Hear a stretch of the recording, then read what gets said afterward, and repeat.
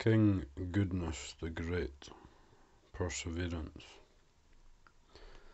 Once upon a time, in Benares, in northern India, the Enlightenment being was born into the royal family. When he became king, he was called Goodness the Great. He had earned this title by trying to do good all the time, even when the results might not benefit him. For example, he spent much of the royal treasury on the building and running of 6 houses of charity. In these houses, food and aid were given freely to all the poor and needy who came along, even to unknown travellers. Soon King Goodness the Great became famous for his patience, loving kindness and compassion. It was said that he loved all beings just like a father loves his young child. Of course, King Goodness observed the holy days by not eating, and naturally he practiced the 5 training steps, giving up the 5 unwholesome actions. These are destroying life, taking what is not given, doing wrong in sexual ways, speaking falsely, and losing one's mind from alcohol. So his gentle kindness became more and more pure. Since he wished to harm no one, King Goodness the Great even refused to imprison or injure wrongdoers. Knowing this, one of his highest ministers tried to take advantage of him. He cooked up a scheme to cheat some of the women in the royal harem. Afterwards it became known by all and was reported to the king. He called the bad minister before him and said, "I have investigated and found that you have done a criminal act. Word of it has spread and you have dishonored yourself here in Benares. So it would be better for you to go and live somewhere else. You may take all your wealth and your family. Go wherever you like and live happily there. Learn from this lesson." Then the minister took his family and all his belongings to the city of Kosala. Since he was very clever indeed, he worked his way up and became a minister of the king. In time he became the most trusted advisor to the king of Kosala. One day he said, "My lord, I came here from Benares. The city of Benares is like a beehive where the bees have no stingers. The ruling king is very tender and weak. With only a very small army, you can easily conquer the city and make it yours." The king doubted this, so he said, "You are my minister, but you talk like a spy who's leading me into a trap." He replied, "No, my lord, if you don't believe me, send your best spies to examine what I say. I am not lying." When robbers are brought to the king of Benares, he gives them money, advises them not to take what is not given, and lets them go free. The king decided to find out if this was true, so he sent some robbers to raid a remote border village belonging to Benares. The villagers caught the looters and brought them to King Goodness the Great. He asked them, "Why do you want to do this type of crime?" The robbers answered, "Your worship, we are poor people. There is no way to live without money. As your kingdom has plenty of workers, there is no work for us to do. So we had to loot the country in order to survive. Hearing this, the king gave them gifts of money, advised them to change their ways and let them go free. When the king of Kosala was told of this, he sent another gang of bandits to the streets of Benares itself. They too looted the shops and even killed some of the people. When they were captured and brought to the king Goodness, he treated them just the same as the first robbers.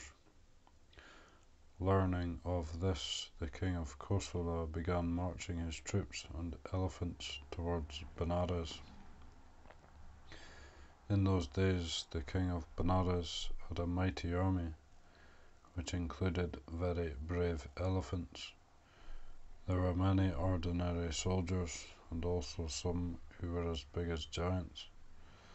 It was known that they were capable of conquering all of India. The giant soldiers told King Goodness about the small invading army from Kosala. They asked permission to attack and kill them all, but King Goodness the Great would not send them into battle. He said, "My children, do not fight just so I may remain king. If we destroy the lives of others, we also destroy our own peace of mind. Why should we kill others? Let them have the kingdom if they want it so badly. I do not wish to fight." The royal ministers said, "Our lord, we will fight them ourselves. Don't worry yourself. Only give us the order." But again he prevented them. Meanwhile, the king of Kosala sent him a warning, telling him to give up the kingdom or fight.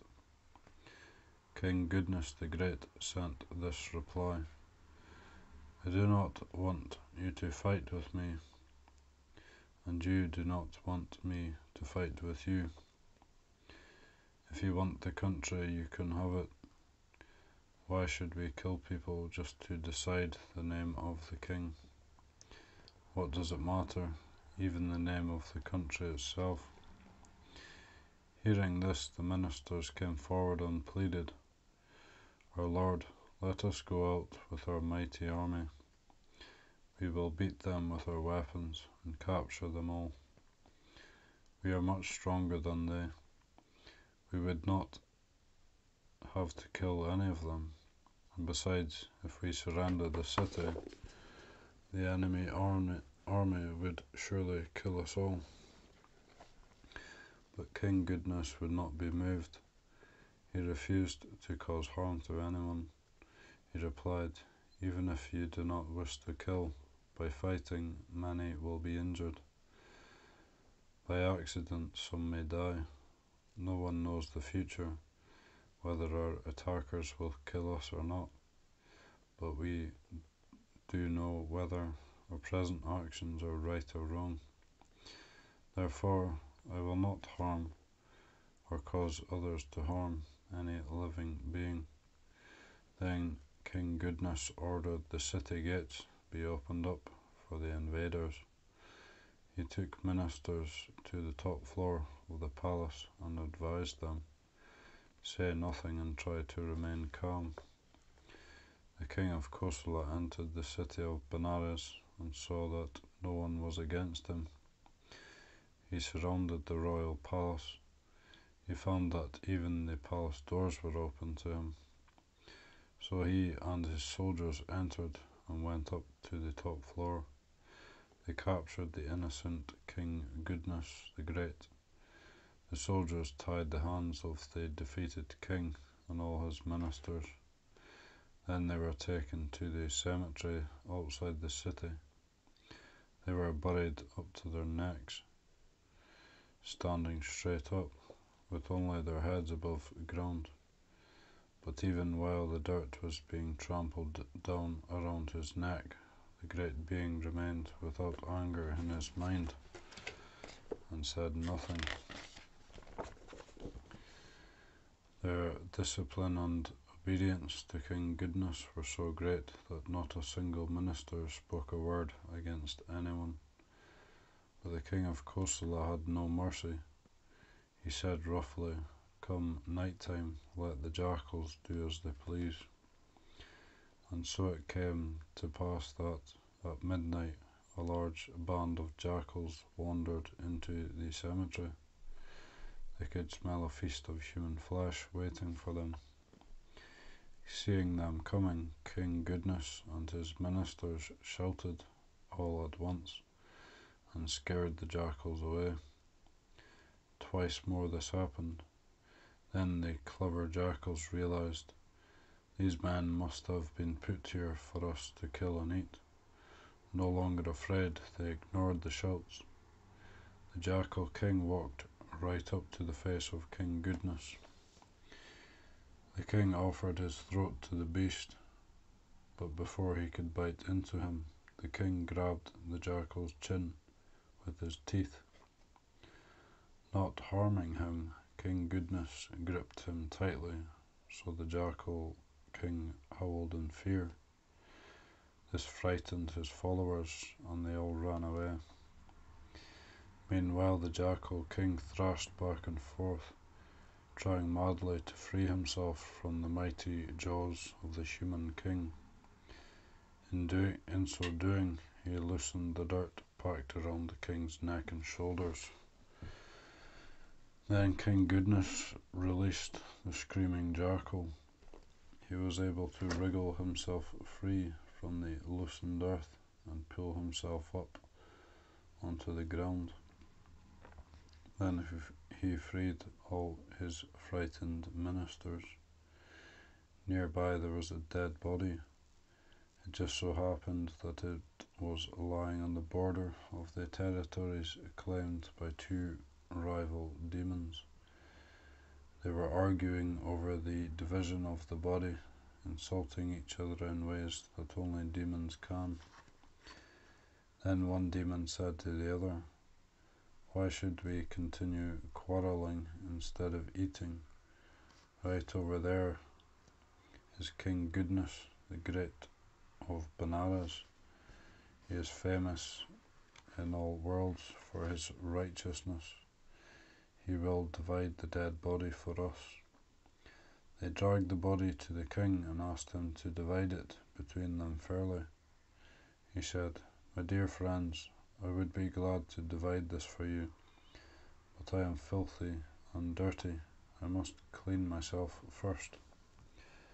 The two demons used their magic powers to bring scented water, perfume, clothing, ornaments and flowers from the king's own palace in Benares. He bathed, perfumed himself, dressed and covered himself with ornaments and flower garlands. The demons asked King Goodness if there was anything else they could do. He replied that he was hungry. So again, their magic powers, the demons brought the most delicious flavoured rice in a golden bowl and perfumed drinking water in a golden cup, also from the royal palace in Benares. When he was satisfied, King Goodness asked them to bring him the sword of state from the pillow of the king of Kosala, who was sleeping in the palace in Benares. With magic, this too was easily done. Then the king used the sword to cut the dead body in two halves, right down the spine. He washed the sword of state and strapped it to his side. The hungry demons happily gobbled up the fairly divided dead body.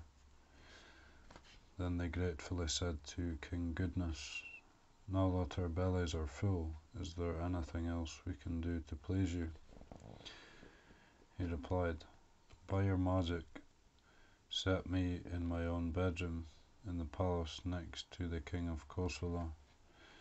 In addition, put all these my ministers back in their homes. Without a word, the demons did exactly as the king had asked. At that moment, the king of Kosala was fast asleep in the royal bed chamber. King Goodness the Great gently touched the belly of the sleeping king with the sword of state. The king awoke in great surprise. In the dim lamp light, he was frightened to see King Goodness leaning over him with sword in hand. He had to rub his eyes to make sure he was not having a nightmare. Then he asked the great king, "My lord, how did you come here in spite of all my guards? You were buried up to your neck in the cemetery. How is it you are spotlessly clean, smelling sweet, dressed in your own royal robes, and decorated with fine jewellery and the loveliest flowers?" King Goodness told him the story of his escape from the band of jackals. He told of the two demons who came to him to settle their quarrel, and he told how they gratefully helped him with their magic powers.